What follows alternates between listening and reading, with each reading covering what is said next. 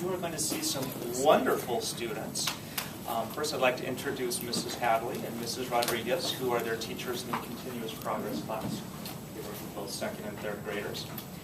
And we have a wonderful group of students who I've been told pretty much are ready to run with this totally on their own, which I've seen these kids in action. They're ready. And so they would like to share with you about some work they've been doing with our wetlands, as well as an invitation. So, students, come on. I was even told they wanted to introduce themselves. So, I know when to back off.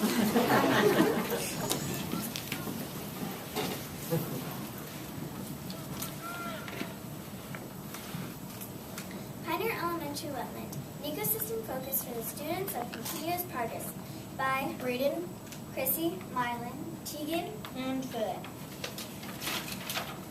What is an ecosystem? An ecosystem is a community of living and non-living things that work together. Wetland reports. We researched plants and animals that are part of the wetland ecosystem. We found lots of connections between plants, animals, and non-living parts of the ecosystem. This is one of the reports. American bullfrog by Braden and Aaron. The American bullfrog is an amazing frog. It's huge. American bullfrogs have large mammals. They eat mice, rats, rodents, and large insects. They even eat each other. American bullfrogs live in and near ponds. They live near cattails, snakes, herons, and rodents. It becomes food for larger animals. American bullfrogs can jump up to 20 feet. Herons, snakes, fish, turtles, minks, otters, and raccoons all prey on the American bullfrog. The American bullfrog is a great frog. Mapping the wetland. We decided to create a map of the wetland area to use all year. We had to sketch a layout of the wetland in our own science notebook. Identify plants, animals, and non-living things in the wetlands. Sketch the label, a big map as a class. Color the map. It was a big job. Thankfully, we had help. It turned out fantastic. Are wetlands important? Yes. Wetlands are a habitat for many plants and animals. They soak up extra water to prevent flooding. Wetlands filter water to prevent pollution from spreading. Human impact. Positive. Don't remove animals or native plants. Educate others about the importance of the wetlands. Negative. Littering and polluting, building it on wetlands. We wrote reports about why wetlands are important and how people can help or harm them. Important facts about wetlands.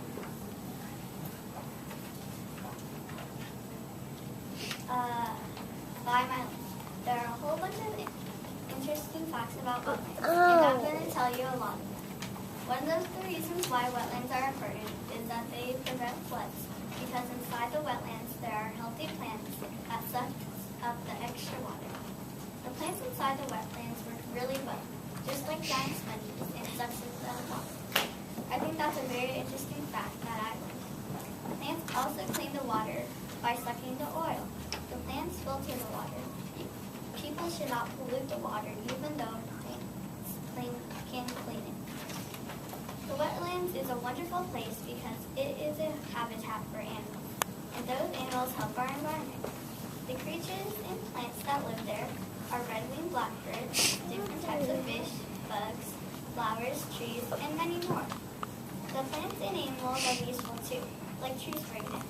Without them we wouldn't have oxygen, and that is something we need to survive. It's also a home for bees, squirrels, bugs, and other things. Here are some things you can do to make sure our wetlands stay safe. One is you can leave them alone. Don't mess with them if you don't know what will happen if you do something to it. Two, don't pollute it. In other words, don't leave trash around it. And don't destroy it.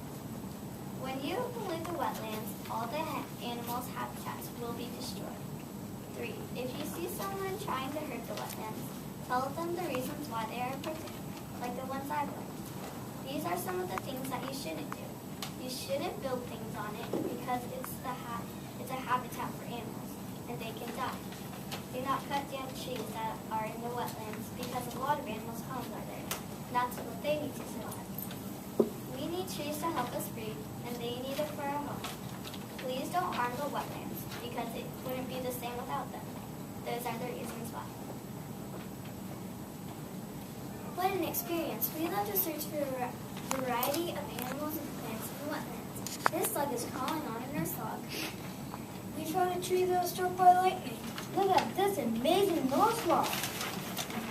Come and see. We would like to invite you to come and visit the wetland area at our school. We would love to be your tour guides. Have you any questions? Did you see any bullfrogs? No. Did you hear any bullfrogs? When would you like us to come and take a tour? Anytime. We schedule that with our teacher.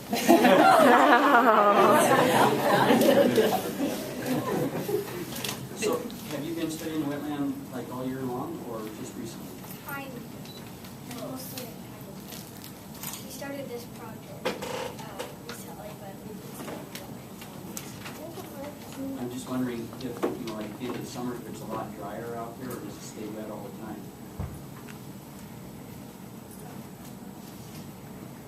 Probably stays. I don't know. Check it out next year, huh? Come back in the summer and visit and see what it looks like at the end of August. I'd like to see it, so I'll have to contact your teacher. Each of you, do you have a favorite thing about the wetland that you've learned as you studied, or do you like the whole idea of the wetland? No idea. You like the whole idea? Yeah, no idea. All right. So have you seen any other animals out there? I saw a squirrel. I saw like there was frost on the bench. Frogs. Frogs. Red-winged blackbirds. You see ducks flying? You ever see ducks flying in and out of there? Sometimes. No slugs? Oh, everybody's Those aren't animals. You ever seen deer out there?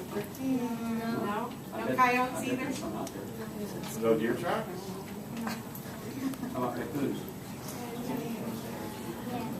Mexican tracks. Raccoon tracks? Big raccoon thing, yeah. All right. Any other questions?